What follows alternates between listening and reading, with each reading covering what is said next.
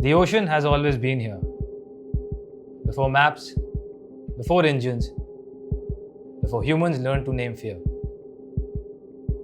For centuries, we believed progress would change that relationship. That steel would tame water.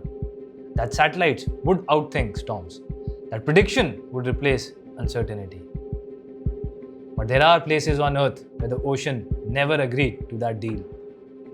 Places where time slows, sound disappears, even the largest ships begin to feel small. And where the sea reminds us of a truth we prefer to forget.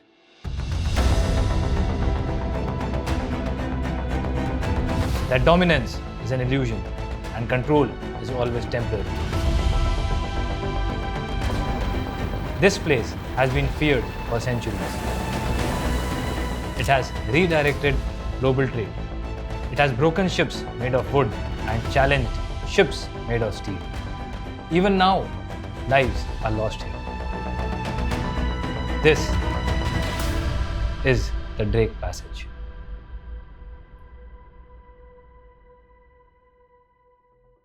You've probably seen me sail through different container shipping routes in my life at sea vlogs. One of the most dangerous seas I've been through is the North Sea and of course the Cape of Good Hope. A lot of comments directed us towards today's topic, the Drake Passage. Now I can't go and sail a ship over there on my free will, but today we will cover three important aspects. The first aspect, what is Drake Passage and what exactly makes it so dangerous that cargo ships don't pass through it anymore. The second aspect is how have we as humans tried to reduce the effects of the Drake Passage on ships. And last, why does this place matter far beyond the ships that cross it? To answer those questions, we begin with the geography. The Drake Passage lies between the southern tip of South America at Cape Horn and the Antarctic Peninsula. At its narrowest point, it is roughly 600 miles wide. It connects the Atlantic Ocean to the Pacific. But what makes it unique? This is the only deep water gap on Earth, where the ocean water can flow completely around Antarctica without hitting land. As you can see, everywhere else continents interrupt global currents. And that single fact turns this crossing into something structurally extremely dangerous. Millions of years ago, Antarctica and South America were joined by land. As tectonic plates shifted, the land bridge slowly tore apart. When the gap opened, it allowed a new ocean system to form. We called it the Antarctic Circumpolar Current. The ACC is a unique combination of three major factors which do not occur anywhere else on the planet. The first, density difference between the Pacific Ocean, the Atlantic, and the Southern Ocean. Second, the Coriolis effect. Third, the infamous westerly winds. These winds here are so notorious that they have acquired their own nicknames. Sailors name them as per the latitudes: the Roaring 40s, the Furious 50s, and the Screaming 60s. The ACC is only ocean current that circles the entire planet uninterrupted. At the Drake Passage, this current sometimes moves up to a speed of 150 cubic meters per second. To put that in perspective, the volume of water is 100 times more than the combined rivers of the world. This is the key idea to understand.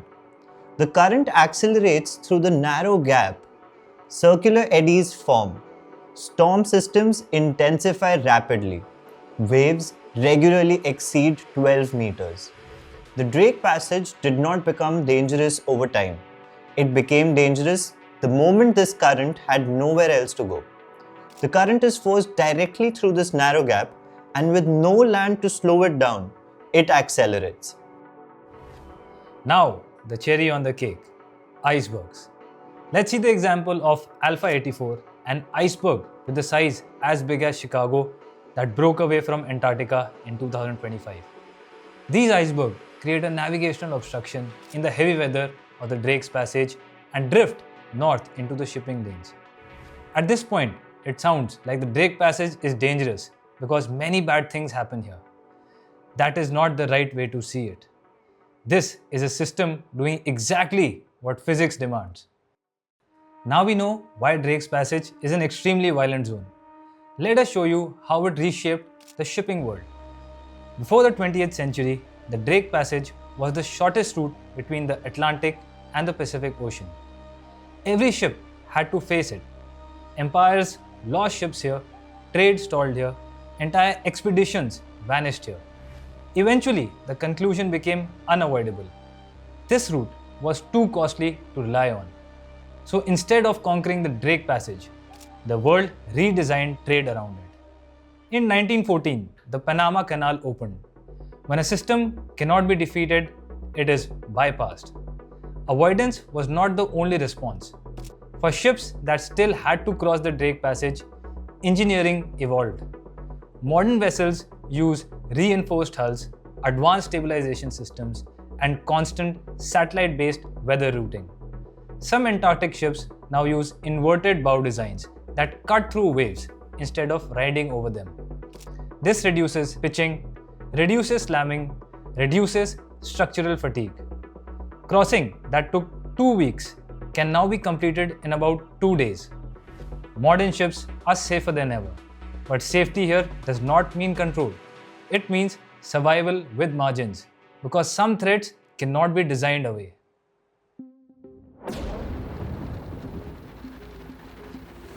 If you ever happen to cross the Drake Passage, you would hear about a phenomena called rogue waves. Rogue waves are not storms. They are sudden walls of water formed when the wave energy stacks faster than it can disperse.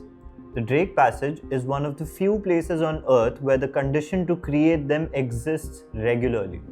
In 2022, the cruise ship Viking Polaris was crossing the Drake Passage when it was struck by a 16-meter tall rogue wave. Windows shattered, passengers were injured, and a 62-year-old woman lost her life.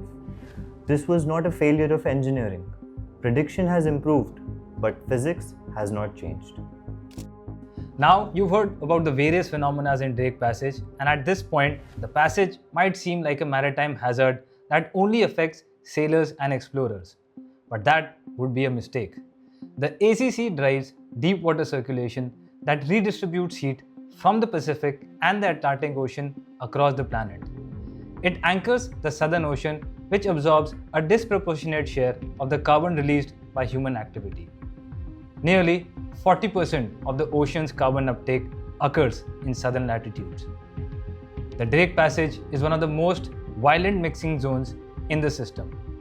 The irony is this: the same system that makes the Drake Passage deadly to ships is one of the systems keeping Earth's climate stable.